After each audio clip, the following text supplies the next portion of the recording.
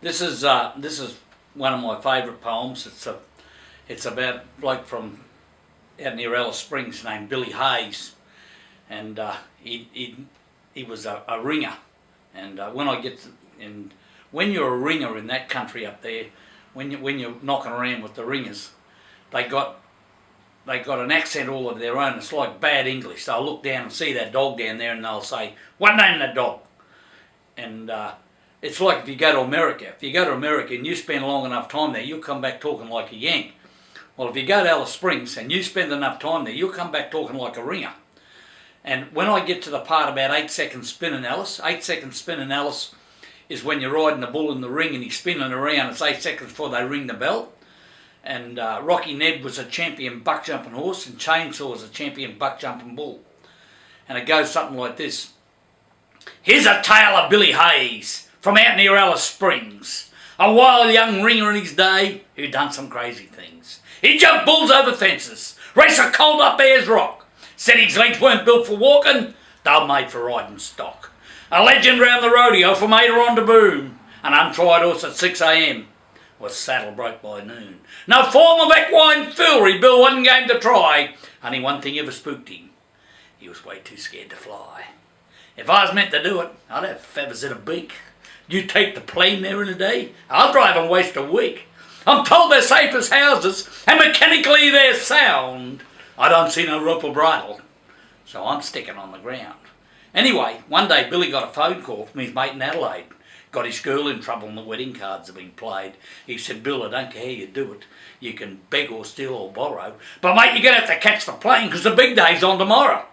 Well, Billy cursed and spat and said, "That dopey bloody coot. He knows I'd get any coming out of shoot. I've caught stallions that'd kill you. Caught bulls gone off their brain. But never thought there'd come the day I'd have to catch a plane."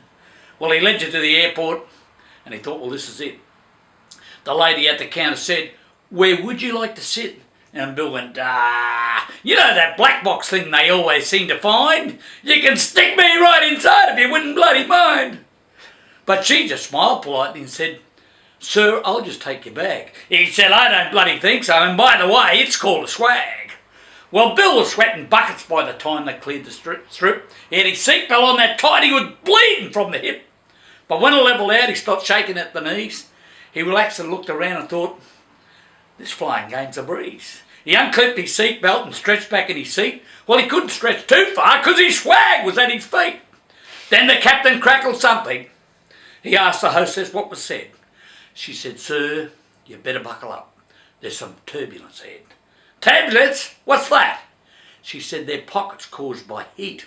And when they get severe, they can throw you from your seat." "Throw me, I'll be buggered." He pushed his seat right back, put both legs round the swag, put his left hand through the strap. He jammed in his Cobra. He was ready now to ride. And things got pretty bumpy and Billy said, "Outside." Well, the plane, she dropped 1,000 feet and rose 500 more. When his head near at the ceiling, he gave a mighty roar. "I've rode all through the territory and never come unstuck. So give me all you got, big bird, and buck, you bastard, buck." While the passengers were screaming in fear of certain death, Billy whooped and hollered till he near run out of breath. You would have thought that canvas swag was welded to his arse. And before the ringer knew it, he'd bucked up the business class.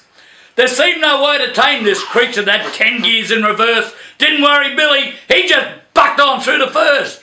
He done somersaults with twists on. This mongrel man from hell, he yelled out to the pilot, "For Christ's sake, ring the bell." Well, Bill was bleeding from the bugle. He had cuts above both eyes. If you weren't there on the spot, you'd probably think I'm telling lies.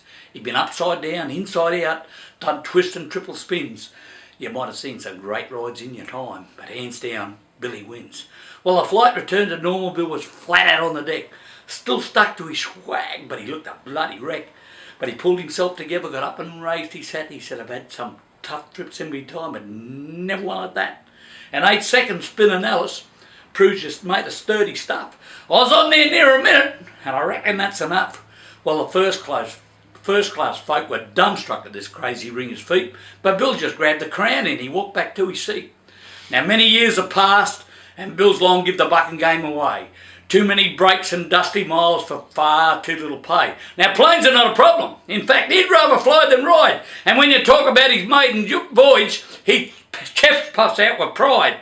You can talk about your Rocky Neds and that old chainsaw bloke. I'd ride them both without a rope and roll a bloody smoke. Now, there's cowboys round that think they're hot. Well, they ain't tasted heat till they've ridden time on turbulence at 30,000 feet. How's that? Excellent.